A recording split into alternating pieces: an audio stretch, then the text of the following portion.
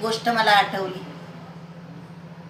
असं माझी पूर्वीची लोक सांगत होती. माझी आजी ही दोघा भावाचं भांडण लागलं, आईला कोण सांभाळणार, आईला कोण सांभाळणार म्हणल्यावर दोघंही कोर्टात गेले.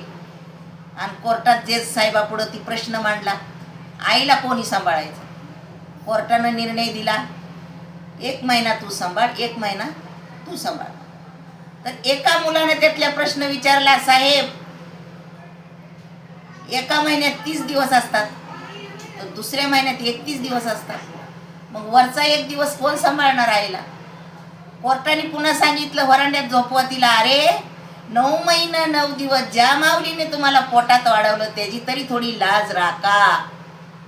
तर बघा भावाभावानो, आईला सांभाळण्यात कधीच कट करू नका. आणि तू सांभाळतो का मी सांभाळतो असं कधीच म्हणू नका. ती आई आहे तुमची, जरा लक्षात घ्या आणि ह्याचं जरा विचार करा. आणि आपल्या आई वडिलाला कधीच अंतर देऊ नका सांभाळण्यासाठी. कसा वाटला डायलॉग?